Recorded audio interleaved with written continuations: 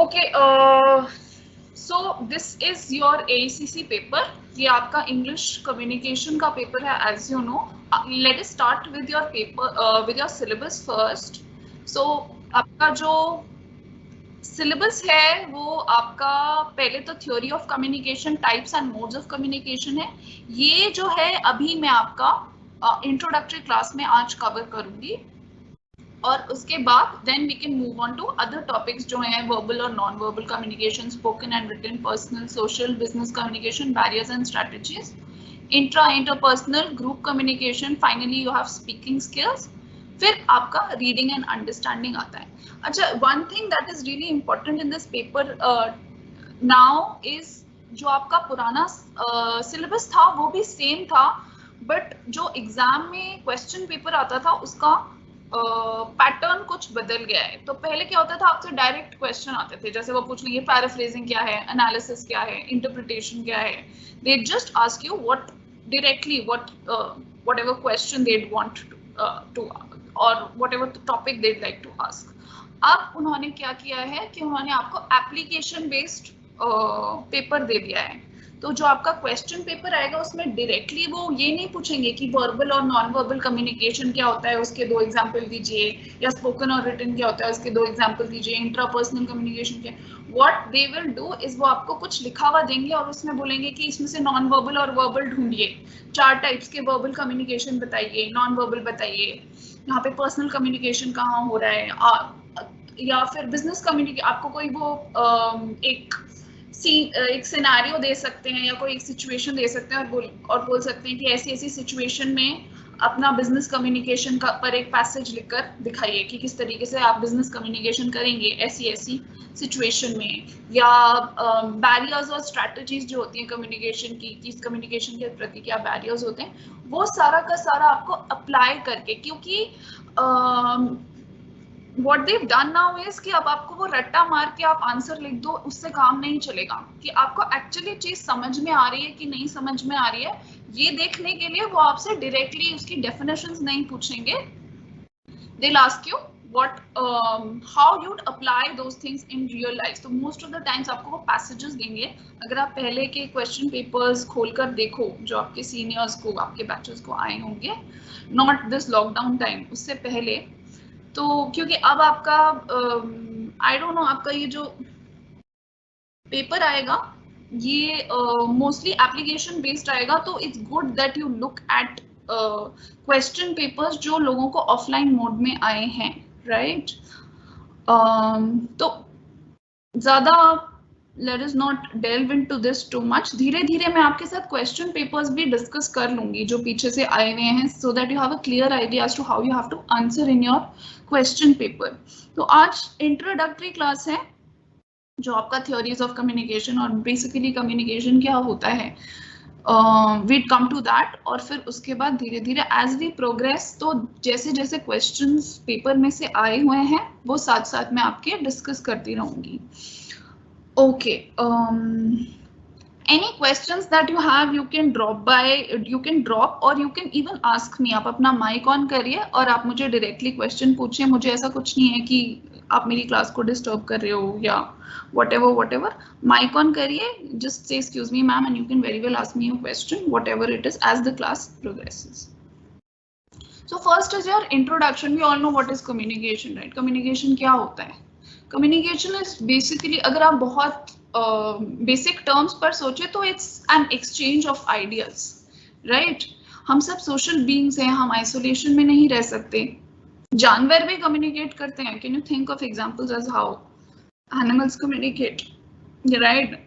कुत्ते, बिल्ली, मछलियां, ये सब कम्युनिकेट करती हैं। और जीना किसी भी लिविंग बीइंग का आइसोलेशन में बहुत मुश्किल हो जाता है, और स्पेशली ह्यूमन बीइंग्स, हमने इतनी कॉम्प्लेक्स सोसाइटी बना ली है, तो उसमें communication plays a very key role in how we manage and run the society. So we are part of a larger society. I hope you can see my screen. If you're not able to, just prompt me. अगर आपको मेरी आवाज ढंग से नहीं आ रही है, if you have a problem listening to me, then also you can prompt me. I'll try to figure out what the problem is. So we're all dependent on each other to meet our personal, social, professional, academic, financial, and other needs. We talk to each other for this purpose and convey messages. This process is called communication. So the process of exchange of messages or ideas is called communication. It is a very natural activity of all the human beings which is carried out to convey feelings. इससे क्या convey होता है? ये क्या messages हैं जिनसे इनसे हमारी फीलिंग्स कन्वे होती हैं, इमोशंस कन्वे होते हैं, आइडियाज, थॉट्स या इंफॉर्मेशन कन्वे होती है, या तो वर्ड से, या तो आप मुंह से बोलेंगे, या फिर आप साइन से कुछ बोलेंगे, कुछ ऐसा हाव भाव से आप कुछ बताएंगे, और यू विल सिग्नल समथिंग. कई बार हम लोग के पास कुछ सिंबल्स होते हैं, right, that we use to convey our message or communicate our message, या फिर हमारे body movements. It is an essential activity throughout. It occurs wherever life exists. जहाँ पे भी life exist करती है वहाँ पर communication obviously होता है. और कुछ communication जो होता है वो intentionally हम जानबूझ के करते हैं, कुछ unintentionally भी हो जाता है. Can you think of examples जहाँ पर unintentionally कुछ convey हो गया? You can be responsive. Okay, so unintentionally अक्सर ऐसे चीजें कन्वे हो जाती हैं कि मान लो आपने सॉरी बोला और एक ऐसे टोन में बोला जो कि शायद दूसरे को सही नहीं लगी. मान लीजिए आपने की टीचर है, कुछ गलत कर दिया, उसको आपने सॉरी मैम बोला पर शायद उसको सही टोन में नहीं बोला, तो वहां पे क्या हो गया है कि अनइंटेंशनली, शायद आपका इंटेंशन नहीं था, शायद आप चाहते नहीं थे, पर वो कुछ और कन्वे हो गया और अनइंटेंशनली कन्वे हो गया. आपके बिना इंटेंशन के कुछ चीज जो है, कोई मैसेज जो है वो दूसरे इंसान को चला गया जो आप चाहते नहीं थे. So that is also communication. उसको आप एक तरीके से miscommunication कहोगे. But then miscommunication is also a sort of communication. An infant cries for demand of water or milk.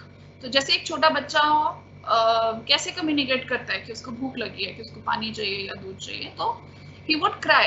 An adult communicates with his or her personal, social, financial or other requirements. However, communication is an integral part of all human interactions. But it is first and foremost a social activity. हालांकि जो आपका communication है वो person to person है, but अगर हम communication को as a broad term देखेंगे, as an umbrella term देखेंगे, तो वो एक social activity है जिसमें human beings और दूसरे जानवर भी indulge करते हैं. It is one of the most essential conditions for social interaction. और हर चीज जो आपने science है, maths है, कोई भी चीज है, कोई भी चीज करने के लिए communication पहले ज्यादा इंपॉर्टेंट है, राइट. आप बिजनेस करना चाहते हैं, कुछ भी करना चाहते हैं, सोसाइटी फंक्शन ही नहीं करेगी अगर कम्युनिकेशन ना हो. तो फर्स्ट एंड फॉरमोस्ट थिंग, जैसे आपको लिखने के लिए पहले ABCD सीखना पड़ता है, ABCD सीखे बिना या जो भी अल्फाबेट है उसको सीखे बिना you can not really write. The same way the society can not function if there is no communication. तो what is the meaning of the word communication? They might just ask you, कुछ आपको direct questions आ सकते हैं जैसे What is communication, ये वो whatever, और कुछ उसी के साथ फिर एक linked question होगा जो कि application based होगा, कि आपको एक passage दिया होगा या 4 lines लिखी हुई है और उसमें पूछा होगा कि यहाँ पे किस तरीके का communication हो रहा है, कुछ examples दीजिए, या कोई एक scenario होगा उसमें आपको कुछ एक particular type का communication, business communication या एक monologue या dialogue बना कर देना पड़ेगा. तो उसके लिए you have to really know what the things means rather than just passively maybe just mugging up things. तो communication के roots, जो ये शब्द है communication, इसकी roots हैं इस Latin word में जिसका नाम है communis, which means common. So this is a common process through which one conveys information, facts, ideas, opinions, emotions in the form of words, signs, signals or body movements to establish commonness with others, right? Keith Davis, you can अगर आप अपने answer में ये जो critics हैं इनको mention करें तो that will be better for you. It will give you more marks rather than ऐसा अज्यूम किया जाता है कि जितना ज्यादा लिखो उतने नंबर आते हैं. बट ज्यादा इंपॉर्टेंट ये है कि आप ऐसे चीजों को मेंशन करें जो इम्पोर्टेंट ये लोग हैं उनको अंडरलाइन कर लें या उनको किसी दूसरे ब्लैक पेन से हाईलाइट कर लें. That is more helpful, right. Keith Davis in his book Human Behavior at Work defines communication as the transfer of information and understanding from one person to another person. एक person से दूसरे person में जो transfer और understanding है उसका information और जो understanding है उसका transfer होना उसको हम communication कहते हैं. Communication takes place when someone transfers information, knowledge and understanding to others. At least two parties are involved. Obviously, at least two parties should be involved in the process. आप खुद से एक room में बैठे हुए कुछ भी बोल रहे हैं तो आप उसमें रिसीवर भी आप हो जाएंगे और सेंडर भी आप हो जाएंगे. अगर रिसीवर है ही नहीं, अगर आपकी बात कोई सुनने वाला ही नहीं है, आप भी जो बड़बड़ा रहे हैं उसको नहीं सुन रहे हैं, तो that means it's a one party thing. One party thing में कम्युनिकेशन नहीं होता है. दो लोगों को या दो पार्टीज को हमेशा इन्वॉल्व होना चाहिए. एक सेंडर होता है और उसमें एक रिसीवर होता है. ये एक there is something called the communication cycle. इस चैप्टर को पढ़ने के बाद हम कम्युनिकेशन साइकिल भी पढ़ेंगे और कम्युनिकेशन साइकिल पे अक्सर क्वेश्चन आ जाता है. It is a cycle. वो पूरा चार्ट आपको ड्रॉ करने को आता है कि कम्युनिकेशन कैसे शुरू होता है, फिर क्या क्या उसके स्टेप्स हैं और कैसे वो फाइनली साइक्लिक हो जाता है. तो हर दूसरी बारी आपको वो कम्युनिकेशन साइकिल पर एक क्वेश्चन पूछ लेते हैं. तो it's important that when we read communication cycle, जिस तरीके से वो आपके बुक में दिया हुआ है, जिस तरीके से आपको प्रोवाइडेड है, एग्जैक्टली उसी तरीके से आपको वो मोरलेस याद करना पड़ेगा. Okay, one party transmits a message and the other receives the message as well as understands its intended meaning. Either one or both of them can be human beings, non-human beings और non living things. अब आप सोच रहे हो non living things के साथ कैसे convey होगा, कैसे कम्युनिकेशन होगा या कैसे कम्युनिकेशन होता है. Is it even possible? Can you think of any example where you are probably communicating with a non living thing?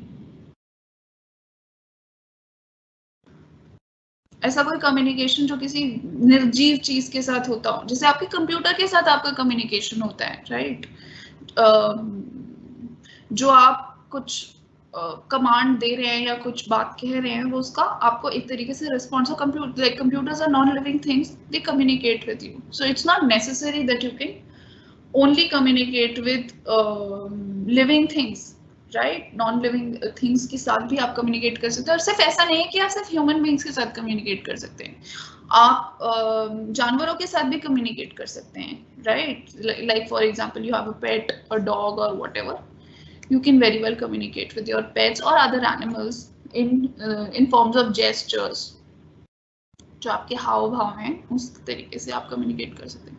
For instance, a person conveys a message to an animal. यहाँ पर इन्होंने example भी दे रखा है. जैसे आप एक message एक एनिमल को देंगे and the animal conveys its feeling to the person, और उल्टा जो एनिमल है वो भी किसी ना किसी तरीके से रिस्पॉन्ड करता है. इट शोज और it communicates its feeling to the animal in a similar way. A poster also can convey. जैसे कोई पोस्टर कहीं पर छपा हुआ है या कहीं लगा हुआ है, तो वो क्या है, एक नॉन लिविंग चीज है, पर वो भी उस पर भी कुछ या तो लिखा होगा, अगर लिखा नहीं होगा तो उस पर कुछ बना होगा, तो वो चीज आपको कुछ कम्युनिकेट करेगी. तो ऐसे एग्जाम्पल्स ढूंढने को आपको बहुत सारे आपके जो आपको टेक्स्ट मिलेगा वहां पे एक पैसेज जरूर आएगा आपके क्वेश्चन पेपर में, और वहां पर वो बोलेंगे कि यहाँ पर लिविंग और नॉन लिविंग चीज का कैसे कम्युनिकेशन हो रहा है, कहाँ पर कम्युनिकेशन हो रहा है. तो अगर मान लो आपके पैसेज में एक लड़का है, वो कहीं जा रहा है और उसने कोई पोस्टर देखा और पोस्टर में कुछ पेड़ लगे हुए थे, तो उस तरीके से आपसे वो पूछ सकते हैं कि यहाँ पर कहाँ पे कम्युनिकेशन हुआ है लिविंग और नॉन लिविंग थिंग के बीच में. तो आप एग्जाम्पल की तरह दे सकते हैं कि यहाँ पे जो लड़का था उसने पोस्टर देखा और वहां पर एक कम्युनिकेशन हुआ है, जिसके in response to the poster उसने प्रोबेबली आगे कुछ किया होगा. That from the above description, you may take communication as a one-sided transmission of information, knowledge, ideas, feelings or thoughts from person to another person or a group of persons, but it cannot be confined to such one-way transmission. but जो communication है वो इसी में सीमित नहीं रह सकता है, सिर्फ एक तरफा बार बार मैसेज जाता रहे, इस तरीके से कम्युनिकेशन जो है वो कन्फाइन नहीं हो सकता है. It is a two sided affair. हमेशा जो कम्युनिकेशन है वो टू साइडेड होता है तभी जाकर वो इफेक्टिव कम्युनिकेशन कहलाता है। आपका एक टॉपिक इफेक्टिव कम्युनिकेशन भी आएगा। That involves not only the sending of messages but also includes their receiving. Hence, communication can be called the process of sharing or exchange of feelings, emotions, ideas, or information. Both the sender as well as the receiver of the message equally participate in the process. यहाँ पे sender और जो receiver है वो equally participate करते हैं. The sender conveys the message to the receiver and the receiver in turn conveys feedback to the sender. Feedback क्या होता है? जो कहा गया है, जो मैसेज मिला है, उस पे आपकी जो भी प्रतिक्रिया है कि आप उसके बारे में क्या सोचते हैं, क्या आपको लगता है, that is all your feedback. जैसे आप इंटरव्यूज में जाते हैं और अक्सर ऐसा कहा जाता है, if you go to an interview you should ask for feedback. उनकी आपने कैसा इंटरव्यू दिया, उनकी क्या प्रतिक्रिया है, वो क्या सोचते हैं, उन्हें क्या लगा और आप कैसे इंप्रूव हो सकते हैं, और that is feedback. It is an informational intercourse through words, signals, signs or symbols that is carried out to bring about mutual understanding. ये mutual understanding को सामने लाता है। Classification of communication. एक तो होता है one way communication जो मैंने आपको बताया, जो कंटिन्यूसली नहीं हो सकता। वन वे कम्युनिकेशन एक बारी दो बारी, बट कम्युनिकेशन को फाइनली इफेक्टिव होने के लिए टू वे होना पड़ेगा। Communication can include the transformation of information, all of this.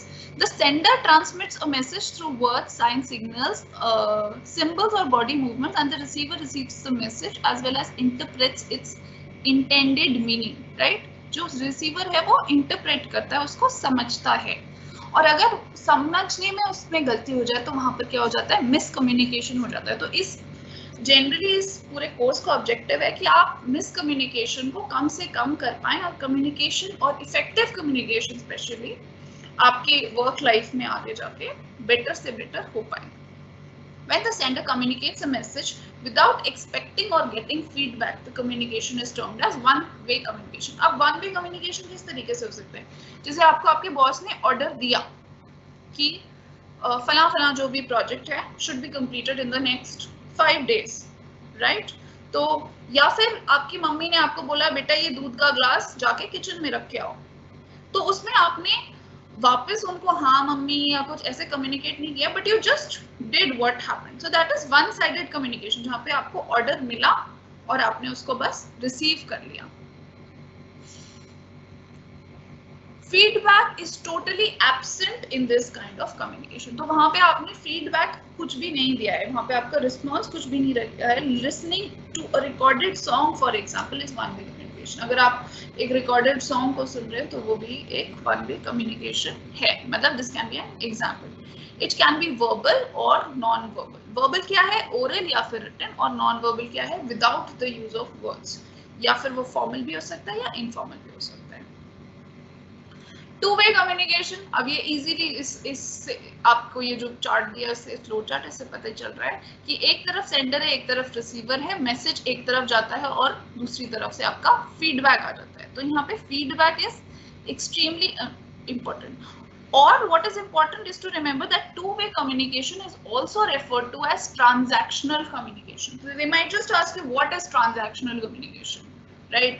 Rather than saying two-way communication. Two-way communication तो सभी को समझ में आ रहा है, पर वो पूछेंगे कि transactional communication कहाँ पर हुआ है बताइए और उसके दो examples दीजिए, right? तो you might just not, उस समय अगर आपको नहीं पता transactional communication is two-way communication, तो you might just not be able to answer the question. Okay, तो अब let us come to your, एक यहाँ पर इन्होंने कुछ एग्जांपल्स दे रखे हैं।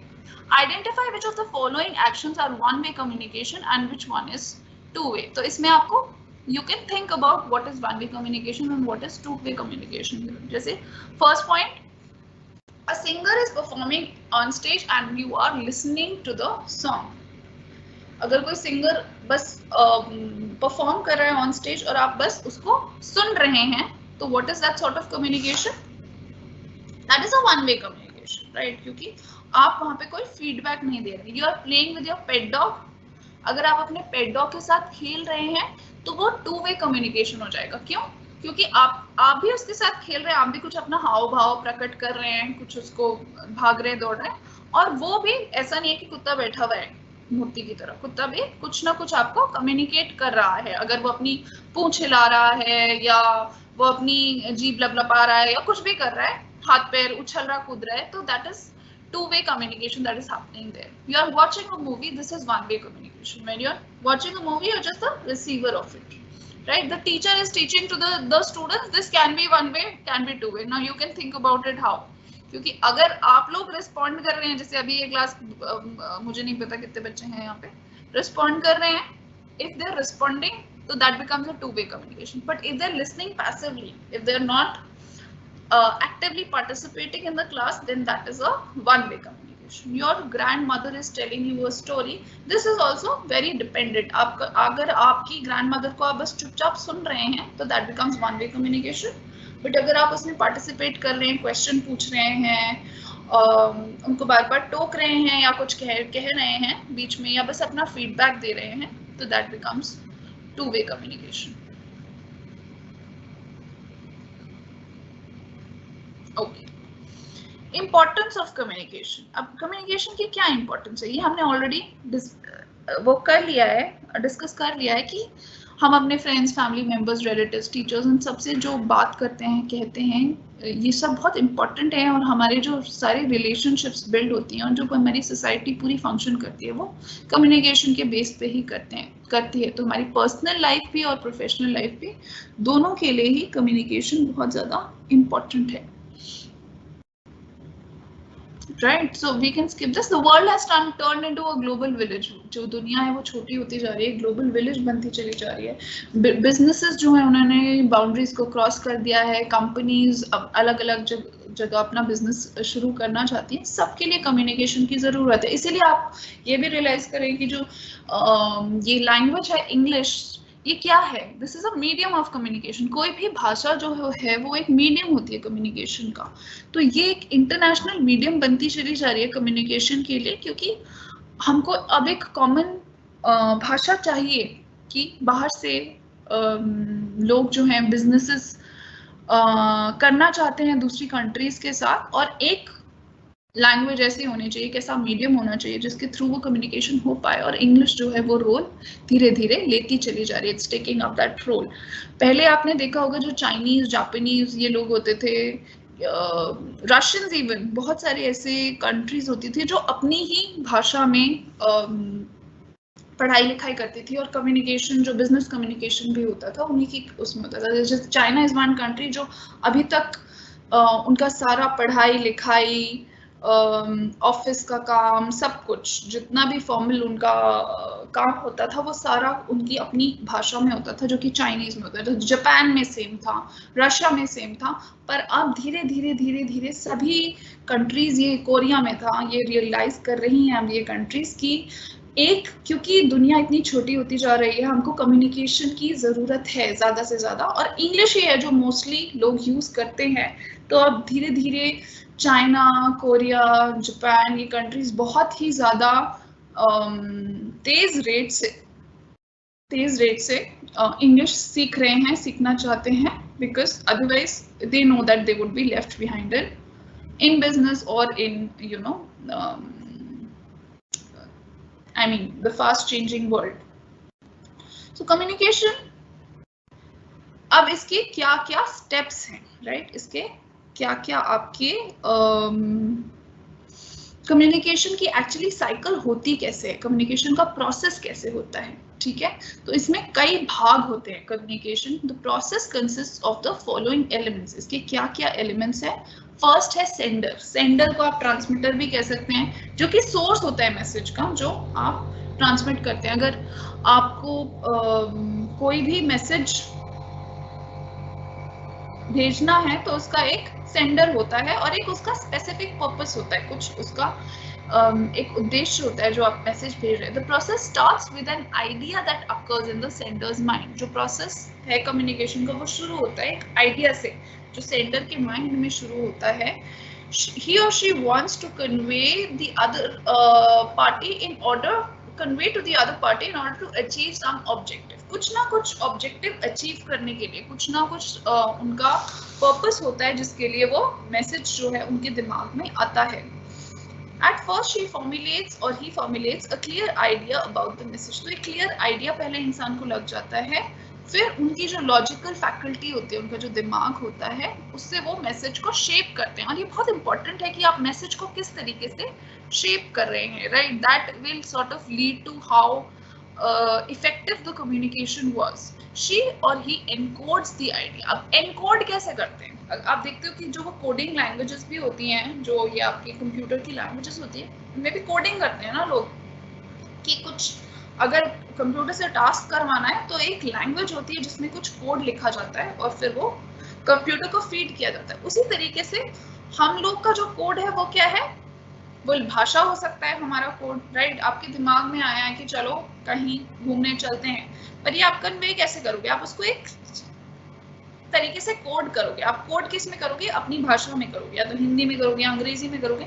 नहीं तो आप कोई सिंबल के थ्रू, कोई हाव भाव के थ्रू, हाथ पैर चला के हिला के भी आप उसको एक तरीके से कोड कर सकते हो दी आइडिया को. ठीक है, फिर आप उसको ट्रांसलेट करते हो इनटू ट्रांसमिटेबल सिंबल्स. और सिंबल जो है, एक सिंबल में आप उसको ट्रांसमिट करते हो और उस सिंबल को जो है फाइनली जो आपका रिसीवर है वो उसको रीड करता है.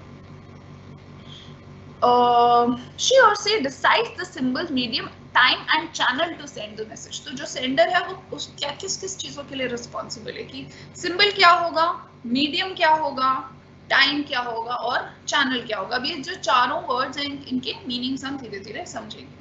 The process starts with the sender and ends with him or her by the comprehension of feedback. Finally जब उसको feedback मिलेगा तो उसे ये समझ में आएगा कि कम्युनिकेशन जो है वो कितना इफेक्टिव हुआ है, ढंग से हुआ भी है कि नहीं हुआ है.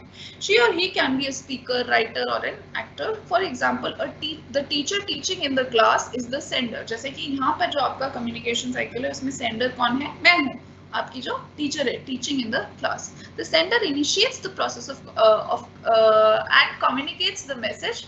Hence, he is known as the communicator. The sender can also be a non-human being or a non-living thing. ये भी this is also, इसके examples आप ज़्यादा से ज़्यादा सोच कर रख सकते हैं. You can think about what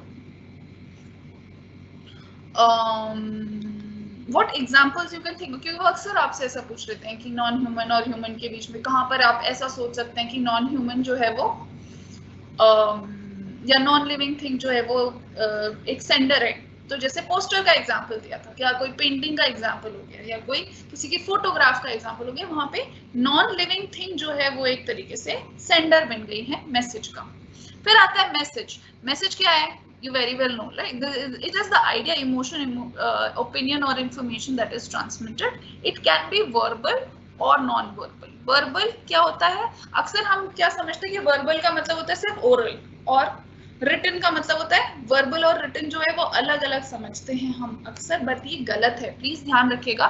verbal हम कहते हैं ना, वर्बली उसको कह दिया हमने, अगर राइटिंग में लिखा होता तो हम उसको वर्बल नहीं समझते, पर वर्बल कम्युनिकेशन ओरल और रिटन दोनों ही होता है. अगर आपने किसी को राइटिंग में दिया है तो भी वो वर्बल कम्युनिकेशन है, अगर आपने किसी को मुंह से कोई बात कही है तो भी वो वर्बल कम्युनिकेशन है. इसीलिए इस पे भी वर्बल और नॉन वर्बल पे भी बार बार क्वेश्चन आता है, because people don't understand what verbal is. हम अक्सर अपनी कॉमन भाषा में से कहते थे ना, मैंने तो बस उसको वर्बली कह दिया था, राइटिंग में देना चाहिए था, पर राइटिंग में देना is also verbal communication. Non verbal communication क्या होता है? जहाँ पे वर्ड्स यूज नहीं होते. अब ऐसा कम्युनिकेशन कैसे होगा? जैसे आपने किसी को हाथ हिला दिया या कुछ ऐसे इशारा कर दिया, कुछ इस तरीके से, that is a non verbal communication, जहां पर आपके वर्ड्स यूज नहीं हो रहे हैं, जहां पे भाषा का यूज नहीं हो रहा है. तो भाषा का यूज चाहे वो ओरल हो चाहे वो रिटन हो, वो वर्बल कम्युनिकेशन में आता है, ये आप ध्यान रखेंगे. और नॉन वर्बल कम्युनिकेशन में वर्ड्स का यूज नहीं होता है. It exist in the Sanders mind. जो नॉन वर्बल कम्युनिकेशन होता है वो सिर्फ सेंडर के माइंड में होता है. The most important characteristic of message is that it is well organized, structured, shaped and selected. वो एक well organized message होता है, structured होता है, shaped होता है और selected होता है. For example, the subject matter taught by the teacher is the message. जो अभी subject matter आपको पढ़ाया जा रहा है वो आपका message है. Communication is impossible without the existence of message. The message needs to be well crafted, complete, clear and unambiguous. What is unambiguous? What is ambiguity? Ambiguous मतलब unclear. धुंधला, हेजी, तो जो आपका मैसेज है वो जितना ज्यादा क्लियर हो और अनएम्बिगस हो, जितना ज्यादा उसकी धुंधलापन कम हो, उतना वो better. Now what is encoding? Encoding मैंने ऑलरेडी बताया कि जो भी आपको मैसेज कन्वे करना होता है वो किसी ना किसी तरीके से कोड किया जाता है, कोई ना कोई कोड्स के फॉर्म में उसको कन्वे किया जाता है। It is the process of translating a message into symbols which can be in the form of words, action science, signals, pictures या ऑडियो विजुअल्स। बट इसमें क्या है कि जो भी कोड आपका है, चाहे वो पिक्चर है, चाहे एक्शन है, वो जो कोड है वो दोनों को, सेंडर को भी और रिसीवर को भी पता होना चाहिए। जो कोड है उसकी नॉलेज जो है, जैसे कि अगर आप हो, मैं अभी अंग्रेजी में पढ़ा रही हूँ और हिंदी में पढ़ा रही हूँ, तो अंग्रेजी और हिंदी दोनों ही आपको आती हैं, कोड आपको भी पता है, कोड मुझे भी पता है, तो इसलिए कम्युनिकेशन हो पा रहा है। पर अगर अभी मैं सडनली जापानीज में बोलना शुरू कर दूं तो हो सकता है किसी को समझ में आए जिसको जापानीज आती है, पर जिसको जापानीज नहीं समझ में आती उसको ये मैसेज नहीं जाएगा, चाहे मैं उसको कितना भी क्लियर, अच्छा और सुंदर तरीके से प्रेजेंट कर लूं, but the receiver will not get it. Why? Because the receiver is not aware of the code, या फिर उसको कोड, जो रिसीवर है उसको कोड का ज्ञान ही नहीं है। तो जो कोड है, चाहे वो इनफैक्ट ये ट्रैफिक लाइट, जब आप ड्राइव करते हो तो भी कुछ सिंबल्स होते हैं ना ऑन द रोड की, ऐसे ऐसे कुछ बना होता है, या फिर ट्रैफिक लाइट्स को ही कह लो, रेड, येलो, ग्रीन, राइट। जब तक आपको पता नहीं होगा कि उस कोड का मतलब क्या है, तब तक ना सिर्फ सेंडर को बट रिसीवर को भी, ठीक है। तो दोनों साइड, दोनों पार्टीज को कोड पता होना चाहिए in order to understand what message is being conveyed. So this is a method, encoding is a method of providing a structured message by the use of shared course of communication. एक shared medium होना चाहिए which can be verbal or non-verbal. For example, the teacher prepares the topic to teach in the class and decides the way of teaching, whether through the lecture or through visuals. He or she then sends the lesson and translates the symbols into her or his mind. फिर आता है आपका channel of communication, जो path है जिसके through message transfer हो रहा है, मैसेज जा रहा है, ठीक है, पास हो रहा है।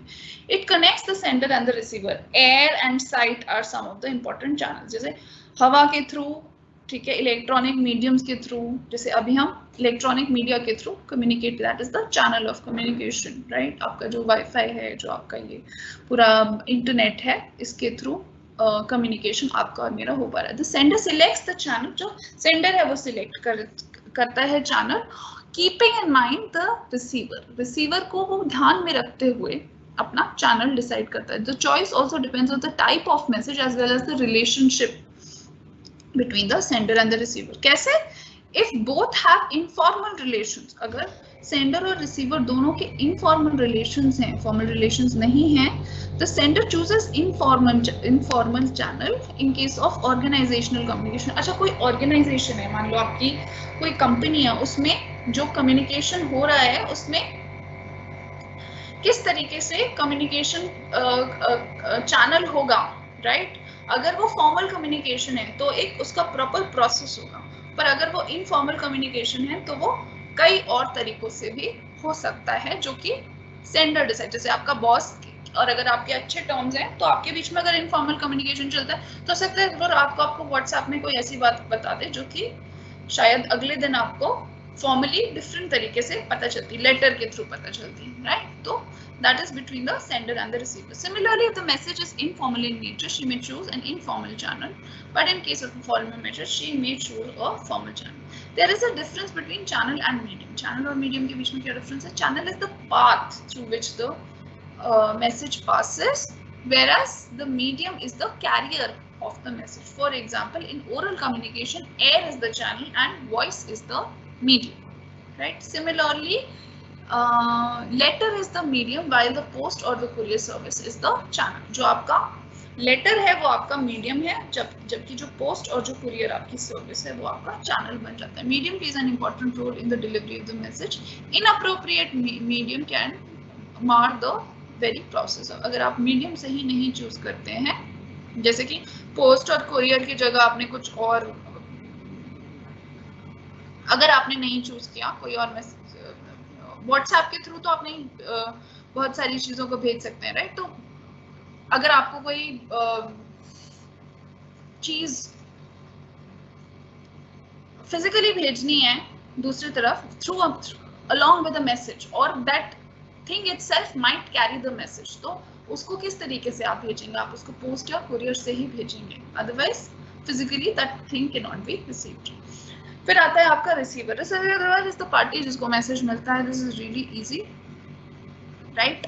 वो जो होता है, जो रिसीवर होता है, वो आपके मैसेज को डिकोड करता है, इसलिए उसको डिकोडर भी कहते हैं। तो आपको पूछा जा सकता है कि कम्युनिकेशन प्रोसेस में हु इज द डिकोडर, तो आप कहेंगे the receiver of the message is the decoder as he decodes और ही और she decodes the message. For example, students or the student is the receiver in the class. The process of communication is incomplete if there is no receiver. अगर receiver ना हो तो ये communication का process जो है वो incomplete रह जाता है। फिर आता है आपका decoding. Decoding मतलब जो decoder करता है, जो उसको meaningful interpretation करता है मैसेज की, जो उसको meaningful तरीके से समझना is called the उसको interpret करना is called the decoding of the message. It is opposite to encoding. Encoding जो होता है वो सेंडर करता है, वो अपने हिसाब से डिसाइड करता है कि वो कैसे मैसेज को एनकोड करेगा, साइंस, सिंबल्स, वर्ड्स, इमोशंस के थ्रू। और जो डिकोडिंग होती है, जो उसको मीनिंग दिया जाता है मैसेज को, वो रिसीवर करता है। It is the act of translating the codes into their ordinary meaning. It is performed by the receiver and takes place in his or her mind. Where does the decoding take place, right? It takes place in the mind of the receiver. It helps the receiver to interpret meaning from the message. It is a mental process by which the receiver draws meaning from the communicated words, signs, signals, symbols or pictures. She translates the symbols into meaningful information to the best of his or her ability. For example, students listen to a lecture and draw meaning of the communicated जो भी words हैं, जो भी science है, अभी भी बात करते करते मैं अपने हाथ पैर चला रही हूँ, उसके थ्रू भी कुछ मीनिंग आप डिकोड कर रहे हो कि मैं क्या कहना चाह रहे हैं। फिर आता है feedback. This is very very important. इससे जो आपकी कम्युनिकेशन की साइकिल है वो कंप्लीट होती है। सेंडर से रिसीवर को मैसेज गया और रिसीवर ने फाइनली सेंडर को एक फीडबैक दिया। इससे आपकी जो साइकिल है कम्युनिकेशन की वो पूरी होती है। द रिएक्शन, रिस्पॉन्स और reply of the receiver is known as feedback. तो क्या उसका रिएक्शन है, क्या उसका रिस्पॉन्स है, या उसका जो वो रिप्लाई कर रहा है वो सारा का सारा फीडबैक कहा जाता है। It is the reader's response to the message. It confirms the receipt of the message. ये क्या करता है कि मैसेज रिसीव हो गया है, इस बात को कंफर्म करता है। It is directed towards the sender and completes the communication cycle. ये डायरेक्टर जो किसकी तरफ डायरेक्टेड है? सेंडर की तरफ। पहले तो सेंडर डायरेक्ट करता है अपना मैसेज रिसीवर की तरफ, फिर जो रिसीवर है वो अपना फीडबैक को डायरेक्ट करता है वापस सेंडर की तरफ, और इससे जो कम्युनिकेशन की साइकिल है वो कंप्लीट हो जाती है। Response of the students to the teacher will be called feedback, right? तो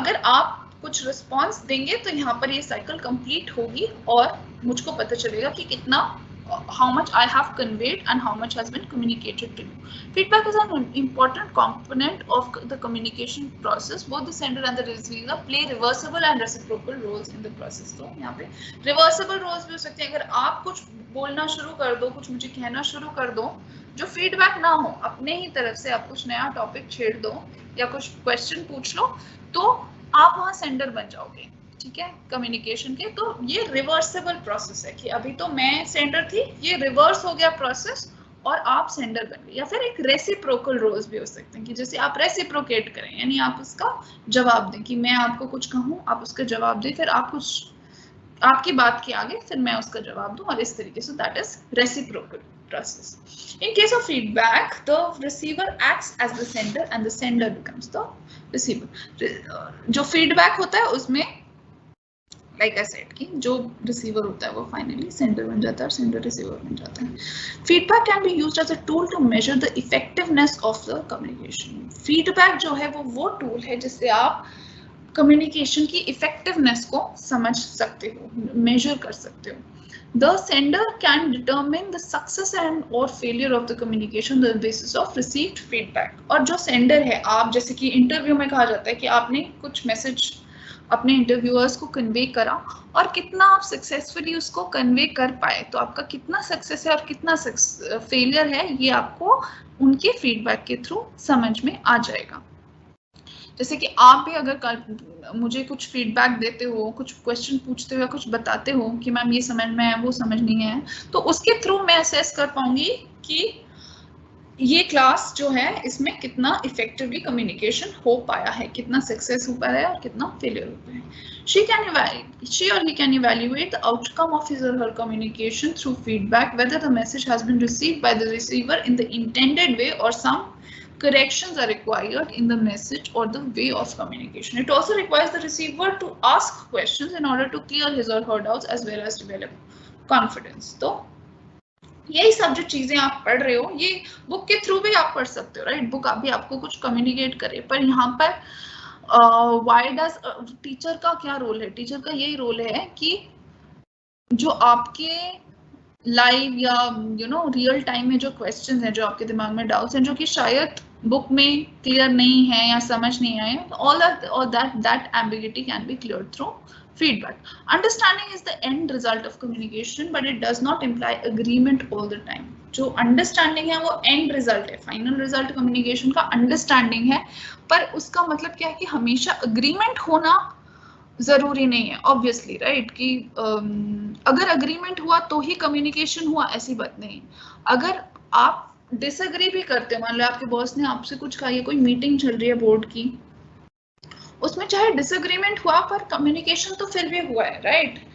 अग्रीमेंट होना, डिसएग्रीमेंट होना वो अलग बात है, पर कम्युनिकेशन प्रोसेस कंप्लीट हो चुका है. अगर फाइनली नेगेटिव मिले चाहे पॉजिटिव मिले, एक फीडबैक मिले. If receiver does not understand the message, she or he gives her feedback in the negative. On the other hand, if receiver comprehends the message, she or he gives affirmative feedback. Hence, feedback can be affirmative as well as negative. This is also something that you need to remember, that feedback can be affirmative as well as negative. Feedback can also be verbal, spoken or written. Again, verbal is both spoken and written, and non-verbal is without the use of words, through gestures, symbols, expressions, emotions, whatever, in the form of smile, sighs, nod, etc. तो इस तरीके, जैसे कि अगर आप interviewer से बात कर रहे हो, अगर वो ऐसे ऐसे हामी में नोट करता है या ऐसे ऐसे करता है, तो वो भी एक तरीके का फीडबैक है. Activity 2, identify which of the following are examples of feedback. A student is asking a question from the teacher to clear his doubt. Obviously, this is feedback. A supervisor is passing on instructions to the workers. ये feedback नहीं है. जो instructions pass हुए उसके बाद workers जो respond करते हैं या react करते हैं या काम को आगे कर देते हैं, that is sort of feedback, right? Some students are sleeping in the class while the teacher is teaching. तो I think this can also be feedback. ठीक है, अगर वो जानबूझ के students ऐसा कर रहे हैं, that they're sleeping in the class or they're pretending to sleep in the class, तो maybe it's feedback. और अगर वो genuinely सो रहे हैं, तब तो communication हुआ ही नहीं, क्योंकि receiver था ही नहीं कोई उस communication में.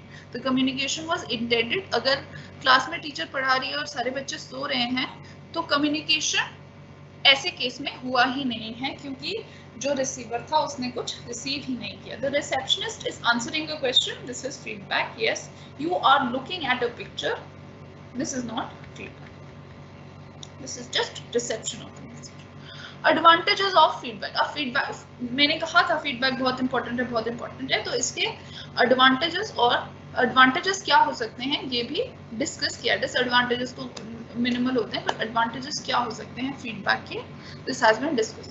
Feedback has the following advantages. इन्होंने 1 2 3 4 5 6 लिस्ट कर रखे हैं. वो आपको सारे ऐसे नहीं बोलेंगे 6 एडवांटेजेस दो या वो, बट जितने ज्यादा आप दे पाओ उतने ज्यादा marks you will fetch. This is obvious, right.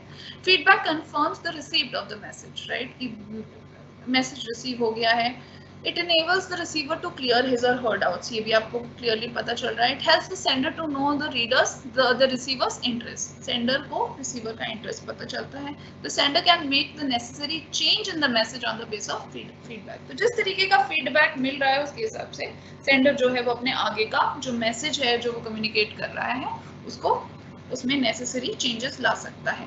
It encourages interactive communication. से interactive communication को encouragement मिलता है. It completes the cycle of communication. और इससे जो communication की cycle है वो पूरी होती है. This is really important that feedback communicates the completes the cycle of communication. इसको this might be asked to you as an individual question also. Test your knowledge. What is the role of communication in professional life? See, society cannot function without communication in professional life. Communication is a cyclic process. How? What is a cyclic process? जो घूम के चक्कर की तरह वापस आ जाए, right? जैसे आपका एक व्हील होता है, एक चक्कर होता है, एक साइकिल का जो व्हील होता है वो जहाँ से शुरू होता है वहीं पर एंड भी उसका मीट हो जाता है. तो जो फीडबैक होता है वो कम्युनिकेशन के प्रोसेस को एक साइक्लिक प्रोसेस बना देता है. ठीक है. Why is feedback so important in the process of communication? ये सारे के सारे आप लिस्ट कर सकते हो कि वो कम्युनिकेशन के साइकिल को पूरा करता है, वो इंटरैक्टिव कम्युनिकेशन को encourage करता है, right? और क्या पॉइंट्स थे? Sender can make necessary changes on the basis of received feedback. It helps the sender know the receiver's interest. It enables the receiver to clear his or her doubt. Feedback confirms the receipt of the message. All of this can be included in the importance of feedback in the process of communication. फिर fourth point आता है, find some examples of negative feedback and positive feedback. You can think about it कि negative feedback क्या हो सकता है, positive. जैसे कि again अगर टीचर पढ़ा रही है और बच्चे क्लास में सो रहे हैं, that is negative feedback, right?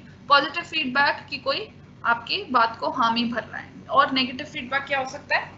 You can think about them. ठीक है. अगर ये आपको समझना है, एटलीस्ट 3-4 एग्जांपल्स आपको पॉजिटिव फीडबैक के, और जितने अलग अलग टाइप की सिचुएशन से आप ये एग्जांपल सोच सकते हो उतना बेटर आपको कॉन्सेप्ट की अंडरस्टैंडिंग होगी. Two-way communication is considered better than one-way communication. Why? Because it is an interactive form of communication. अब इन्होंने आपको एक एक्सरसाइज दे रखी है. इस तरीके के जो क्वेश्चंस हैं ये आपको एग्जाम्स में आएंगे. They will give you an exercise. ठीक है. मतलब आपको कोई पैसेज लिखा हुआ देंगे, उसमें कुछ जो भी चीजें होंगी उनको आप ध्यान से पढ़ेंगे और आगे जो क्वेश्चन होंगे वो पैसेज बेस्ड. तो जैसे आप इंग्लिश का पेपर करते थे उसमें ये आता था ना आपको अनसीन पैसेज ही आएगा एक तरीके से, पर उसमें आपको ये जो सारे कॉन्सेप्ट्स हैं, ये जो सारी थ्योरीज आप पढ़ रहे हैं, ये आपको अप्लाई करने को आएंगे, राइट? तो it's not random unseen passage, it's based on these concepts that you are or these terms that you are getting to know in the theory of communication. जैसे कि Pankaj was sitting in the corner of a cafe. He often visited the place. He was a 24-year-old, tall, handsome guy. He was polite, cool-headed young man. The cafe was almost full with people. There was hardly any seat vacant. But he was alone on the table. He was waiting for his coffee to be served. Pankaj जो है एक कोने में बैठा है cafe के, वो अक्सर इस प्लेस में जाता है. वो 24 साल का टॉल हैंडसम लड़का है. वो पोलाइट भी है और कूल हेडेड भी है, उसको जल्दी गुस्सा भी नहीं आता है. The cafe is almost full, और जो कैफे है वो सारा लोगों से भरा है और कोई भी सीट खाली नहीं है. पर जो पंकज है वो अकेले अपने टेबल पे बैठा है. वो अपनी कॉफी को सर्व होने के वेट कर रहा है. किसकी कॉफी उसने ऑर्डर कर रखी है, वो सर्व होगी. In the mean time 2 girls, Madhu and Sheena, enter the cafe. Since there is no place to sit, they walked on the table at which Pankaj was sitting alone. Although both girls were beautiful, Madhu's personality was more attractive. Both sat opposite to Pankaj. Pankaj was puzzled to find Madhu sitting opposite to him. He was deeply infatuated towards her mesmerizing beauty. In the meantime, the waiter put the coffee on the table and moved away. So Pankaj says, "Would you please bring me some salt to put into my coffee?" The girls were shocked. Why do you have this habit? He replied with tearful eyes. I have spent my childhood in poverty. My parents did not have enough money to buy sugar. Now they are no more. I always miss them. That is why I drink coffee. So अच्छा, ये passage बड़ा सा लंबा सा है. I would like you to do this for homework, right? इन्होंने एक पूरा पैसेज आपको दिया है. व्हाट डू यू से, मैं ये पैसेज आपको पढ़ा के क्वेश्चन आंसर्स करवा लूं या should I move on to the next topic? Anyway, जो क्वेश्चंस इन्होंने पूछ रखे हैं, क्वेश्चंस ये हैं, find the example where Pankaj acts as the sender. इस पैसेज में से आप ऐसे एग्जांपल्स ढूंढिए जहाँ पे पंकज जो है वो सेंडर ऑफ मैसेज है, जहाँ पे मधु सेंडर ऑफ मैसेज है. Find the messages in both the cases. और क्या मैसेजेस यहाँ पे कन्वे हुए हैं, यहाँ पे चैनल्स क्या रहे हैं पंकज और मधु के बीच कम्युनिकेशन के लिए. Receiver of the message in the story कौन है. Find the examples of feedback in the story. कहाँ पर फीडबैक हुआ है. और वन वे कम्युनिकेशन और टू वे कम्युनिकेशन कहाँ हुए हैं. तो इसी तरीके के क्वेश्चंस जैसे यहाँ पर आपको पूछे हुए हैं, इसी तरीके के क्वेश्चंस आपको एग्जाम में भी आने वाले हैं कि वन वे कम्युनिकेशन कहाँ हुआ है, टू वे कम्युनिकेशन कहाँ हुआ है, चैनल कौन से रहे हैं, मैसेजेस कहाँ पर एक्सचेंज हुए हैं, सेंडर किस केस में कौन रहा है. जैसे यहाँ पे उन्होंने पूछा कि पंकज कहाँ पे मैसेज का सेंडर है, मधु कहाँ पे मैसेज की सेंडर है. इस तरीके से will be asked question. So this is your first chapter done.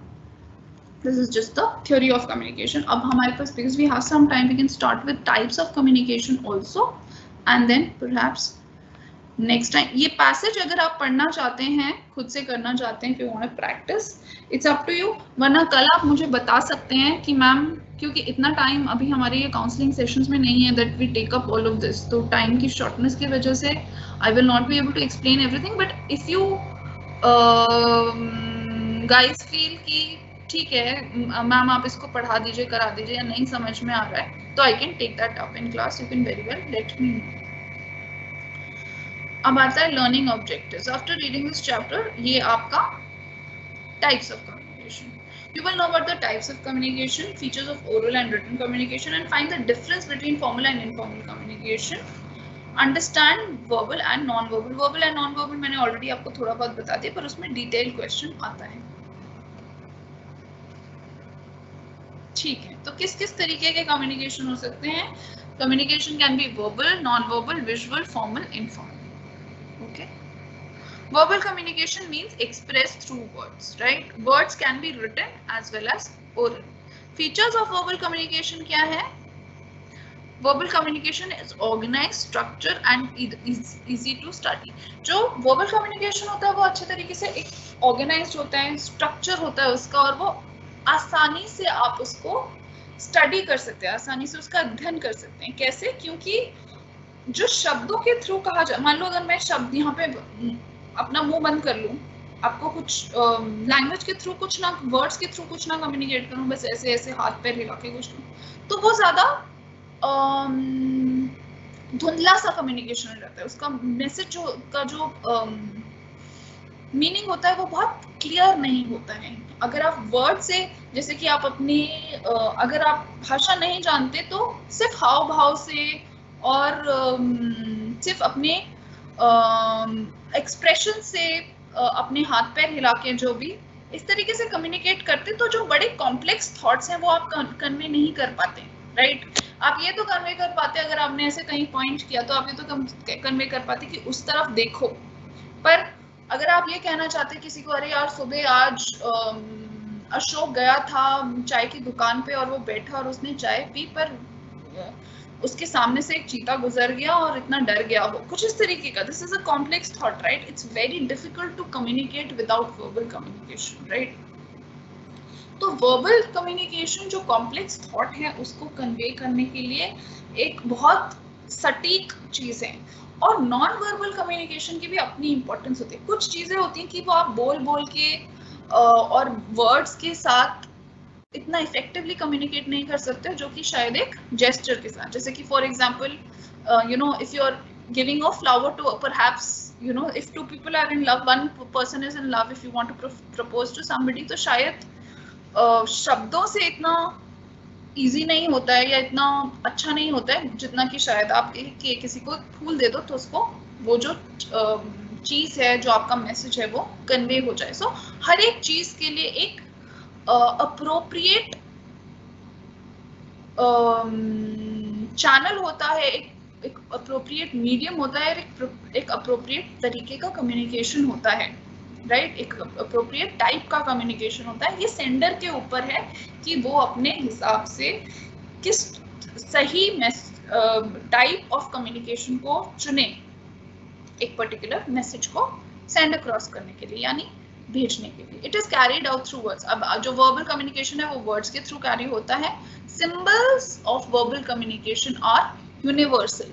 जो सिंबल है वर्बल कम्युनिकेशन के वो यूनिवर्सल होते हैं। जैसे जो आप वर्ड्स में कन्वे कर रहे हो, वो जो भाषा है, वो जो वर्ड्स हैं, वो यूनिवर्सल है, मतलब वो सब जानते हैं, वो जग जाहिर है, सारी दुनिया को पता है। तो जैसे हिंदी एक पर्टिकुलर तरीके से लिखी जाती है, बोली जाती है, और वो सारी दुनिया के लिए एक है, राइट, एक ही रूल है, तो दे आर यूनिवर्सल।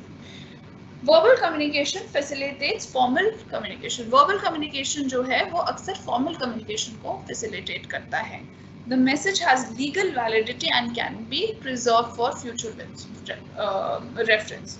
जो मैसेज वर्बल कम्युनिकेशन के थ्रू भेजा जाता है उसकी एक लीगल वैलिडिटी होती है। मतलब आप कल को आपने कुछ लिखा और किसी को कुछ के साथ कुछ डील करी, वो लिखा हुआ है या बोला हुआ है, उसका अगर आपके पास प्रूफ है, राइट, फ्यूचर रेफरेंस के लिए उसके बाद आपका if you have preserved it, तो उसकी लीगल वैलिडिटी हो जाती है। कल को आप कोर्ट में जाके उसको कह सकते हो कि हमारे बीच ये कम्युनिकेशन हुआ था और ये बात पर अमल नहीं हुआ, so it has legal validity. Then comes your first activity number 1. Identify which of the following actions are examples of verbal communication. Verbal मतलब oral as well as written. A teacher is delivering a lecture to the students, that is verbal communication, right? वो मुंह से आपको word से समझा रही है. You are looking at a picture on the wall. This is not verbal communication. This is non-verbal communication, क्योंकि यहाँ पर कोई भी words का use नहीं हो रहा है. A man is groaning. Groaning मतलब दर्द में कराहना. If a man is groaning, तो that is also non verbal communication, क्योंकि वो वर्ड्स नहीं यूज कर रहा है, वो कुछ अपना एक साउंड निकाल रहा है, but they are not actually words, so this is non verbal communication. The ringing of a bell, this is also non verbal communication, क्योंकि यहाँ पे वर्ड्स नहीं यूज हो रहे हैं. You are reading a newspaper. जब आप न्यूज़पेपर रीड कर रहे हो तो ऑब्वियसली वो रिटन कम्युनिकेशन है, पर उसमें वर्ड्स यू नो हैं, राइट, वो वर्ड्स की हेल्प से ही हो रहा है. That is why it becomes verbal communication. Verbal words, right, written और ओरल डज नॉट मैटर.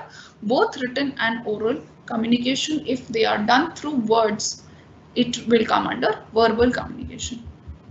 अभी आपको oral communication बताना. Oral communication means transmission of a message through spoken words, right? Spoken, not written. तो verbal communication के under आता है oral communication. In this type of communication, the sender and the receiver exchange their ideas, feelings, emotions, thoughts or information through speaking and language channel. There can be 2 or more persons involved in the process who transmit the message through spoken words. The speaker makes use of some precise and distinct sounds. The receiver hears and decodes them. तो यहाँ पे encoding और decoding हो रही है, क्योंकि language is the medium. यहाँ पे words medium है, चाहे वो language चाहे हिंदी हो, चाहे English हो, चाहे कोई और तेलुगु, मराठी, मलयाली, कुछ भी हो, पर कोई भाषा का यूज हो रहा है, वर्ड्स का यूज हो रहा है, और यहाँ पे एनकोडिंग हो रही है सेंडर के थ्रू और डिकोडिंग हो रही है उसी लैंग्वेज की रिसीवर के थ्रू.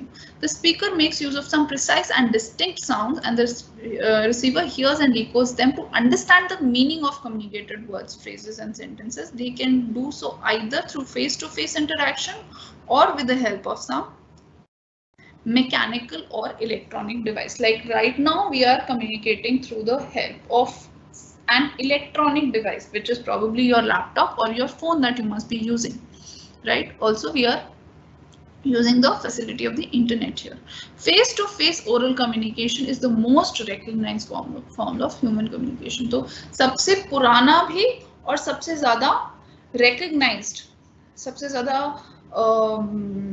जाना माना फॉर्म ऑफ कम्युनिकेशन जो है वो है आपका face to face communication, oral communication. It requires the presence of both the speaker and the listener at the same time and the same place. Non-verbal means like body movements, facial expressions, eye contact, etc. are an essential part of this form of communication. इसमें आपके expressions भी include हो जाते हैं जो आपका oral communication. Use of these means enhance the effectiveness of communication. Both the speaker and the listener observe. अच्छा, face to face communication का क्या फायदा होता है? फेस टू फेस कम्युनिकेशन, ये भी वो आपसे पूछते हैं कि face to face communication phone से बढ़िया फेस टू फेस कम्युनिकेशन क्यों है?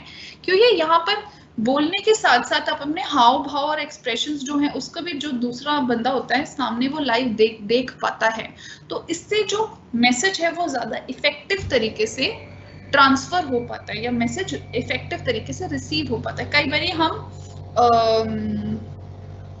फोन पे बात कर रहे होते पर हम सामने वाला का चेहरा नहीं देख पाते, उसे पढ़ नहीं पाते, हम उसके एक्सप्रेशंस को गेज नहीं कर पाते, तो हो सकता है जो मैसेज है उसको हम मिसरीड कर पाए या उसकी जो इंटेंसिटी है उसको समझ नहीं पाए, वो कितने उसकी कितनी अर्जेंसी है, उसको कितना इम्पोर्टेंट है वो मैसेज, वो हम समझ नहीं पाए. तो जितना ज़्यादा आप अपना विजुअल जो आपकी फैकल्टीज हैं उसको भी यूज कर पाए, जितना फेस टू फेस कम्युनिकेशन हो पाए उतना ज़्यादा वो इफेक्टिव हो पाता है ओरल कम्युनिकेशन में.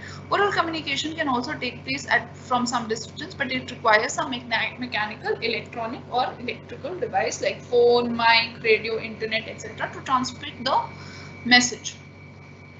In most cases, non-verbal means are not a part of this form of communication. Rather, tone of voice and pace of delivery take priority over the expressions. It is a common form of delivery and has made the world a smaller and more accessible place. तो हम ये सभी जानते हैं electronic जो devices हैं उन्होंने दुनिया को एक छोटी और ज़्यादा एक्सेसिबल जगह बना दिया है.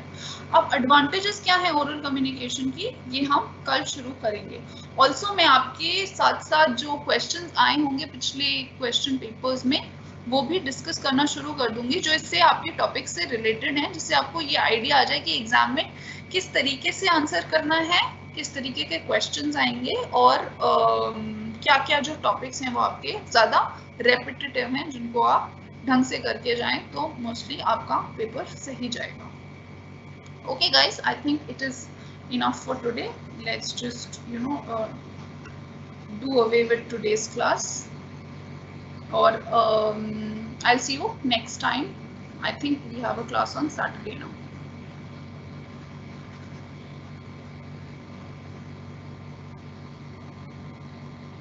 ठीक है, I'll see you on Saturday.